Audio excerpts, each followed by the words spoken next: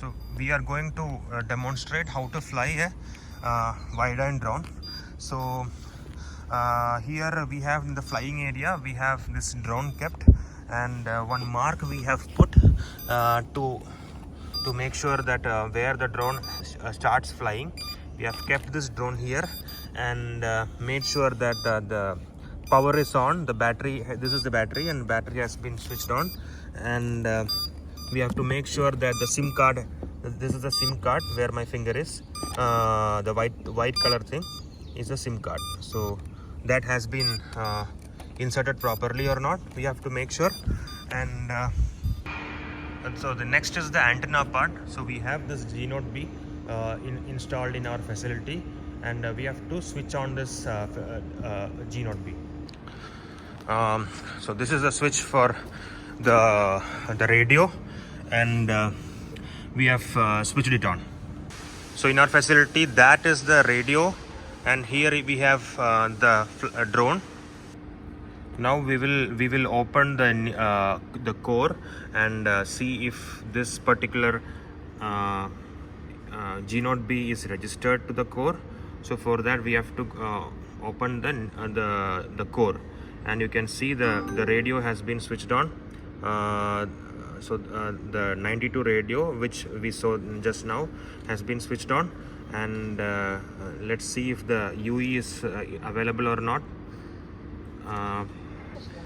Now you can see the device has been registered, so our active device is showing.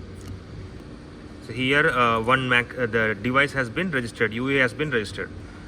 So now both the G0B and the UE are connected. So now we will see if we will open Quectel ground control software and try to get the camera feed. For that we will enter the hypervisors, and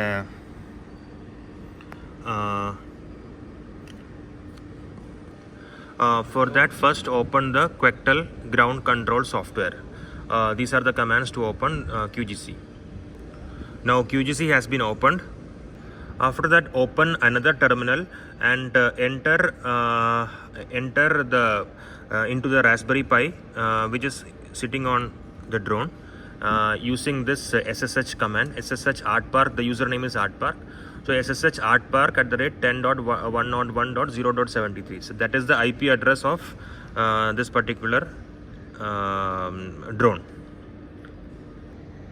The camera feed is located in this particular folder, root dev ttyacm0.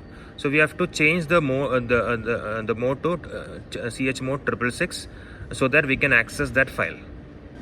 Next we will use this command, mavproxy command, to port that particular video to this given port 192.168.0.11. Now open another terminal, and using this particular command, sci-fi command. Sci-fi is the name of that camera. We will start streaming into the QGC software. So now we can see this video has come. You can see the ground. So now we will ask the pilot. Now we will ask the pilot to start flying.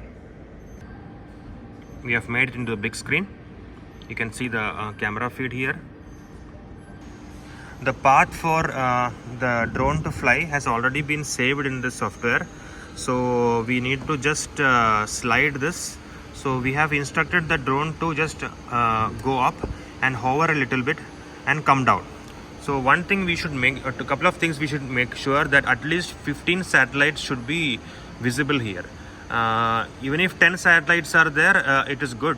But if 15 will be the best number to have. Okay. And minimum 10%, it should be above the battery charge should be about 10%. We have checked the weather also. The weather also should be good. It should not rain or something. And now we are going to slide. So if you slide, and so you can see as soon as we slided it, So 20 meters we gave. It is flying well above that rope, which is 18 meters. So it flew up, hovered for 5 seconds, and it is coming down. So